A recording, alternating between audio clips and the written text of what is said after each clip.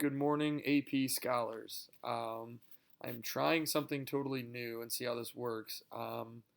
Trying to obviously make some videos or a video at least to update you guys on kind of what's going on. Just make sure that we're still in communication and in contact. I'm doing it for all my classes, but obviously I think it's probably the most important for the AP class because I do think that at the end of all of this, there probably still will be a College Board AP exam, and I don't know. Um, I had mentioned to you guys earlier that they might flex the date a little bit, which would be nice. But if this starts going the way which at least our governor thinks it's going to go, it's entirely possible that we got to do some scrambling to make sure that we can really get the exam in and make sure you guys are ready for that. So I kind of intending to use this as a way to kind of update you, but also maybe talk a little bit about what we're reading at the time. Obviously, I already told you I plan on using Classroom and trying to give you guys maybe some practice stuff to work on your skills because I don't want to leave you shortchanged. I don't want you to feel like you're taking this exam and you're not prepared for it. Most of the kids who are taking this AP class have been taking it since August, and you guys are already at a disadvantage because you're taking it from January until May. So that's kind of my point number one. Point number two is obviously from a health standpoint, do all the things that everyone keeps telling you to do, washing your hands, trying to keep away from people, checking in on people who might need some help. I know all of you are NHS members as well.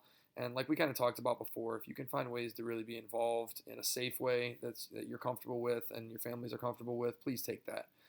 These are the times when I think being a helper is really, really important. Um, Next, I got a jump start on Native Son because I know, like, obviously it's one of my favorite books of all time. And I know that Maddie made me break it down into 6 chunks because she needs deadlines, but I'm already ahead. So I already read our first chunk through the first book, which is called Fear. So I'm going to talk just a little bit about that section. If you haven't read it yet, I would say maybe hold off a little bit.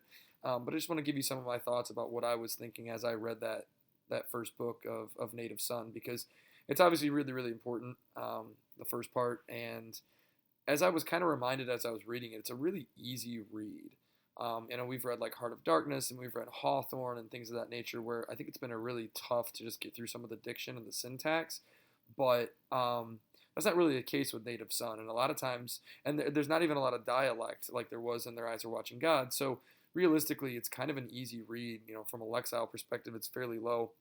But I think to me that lets you really focus on the interactions, especially that like Bigger's having with his family, and then his friends, and then his new employers. Which, if I was really kind of dividing book one into 3 sections, that would kind of be the 3 sections that I would think about. First it's how he interacts with his family in their small one-bedroom apartment, and then how he interacts with his friends at the pool hall.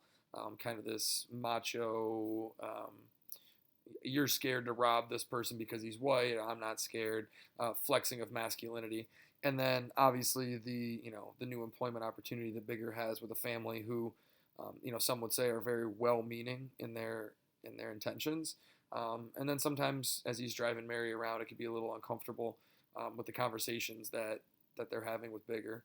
And I think Richard Wright does a really nice job of um, giving us Bigger's thoughts in those discussions because you can tell that he feels like this is not a conversation he wants to have, and I think that comes a lot down to social conditioning and the way that Wright sort of characterizes Bigger as a product of his environment, and that's obviously a theme that we're going to continue to see throughout the course of the entire piece. So I hope you did pick up on that.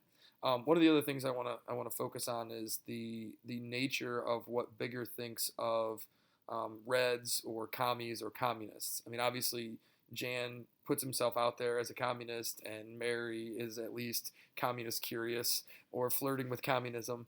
And so I think when we see Bigger think about communism, he realizes there's like a stratified society, and he knows where black citizens fit into that society.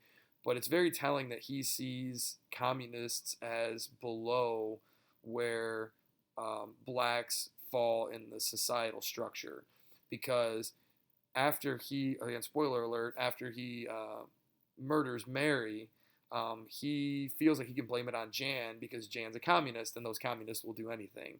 And so I think that definitely shows us his understanding of the world around him. And I think if you're really kind of paying attention, we see that Bigger's understanding the world around him is very structured by his life experiences and his opportunities or lack thereof. Um, so it's just kind of my first thoughts on the first section, the first book of the piece. I hope you enjoyed it. I know that it's not maybe necessarily a quick read, but like I said, hopefully it's easy enough read for you that it keeps you interested in where we're going. Very, very sorry about the hoodie and hat. I just could not bring myself to do anything with like clothes or my hair because I'm obviously not going anywhere today. So don't freak out about the coronavirus. Do everything you can to keep yourself safe and others safe. If you do have questions about Native Son or anything else, please let me know. I'm also going to try to read other stuff at the same time. I know I'm going to try to read Big Little Lies and probably some other books that I got on audiobook or ebook. So I think that's all I got for you today. I don't need to waste more than 6 minutes of your time. But if you got questions, email and remind are open. Feel free to be in communication.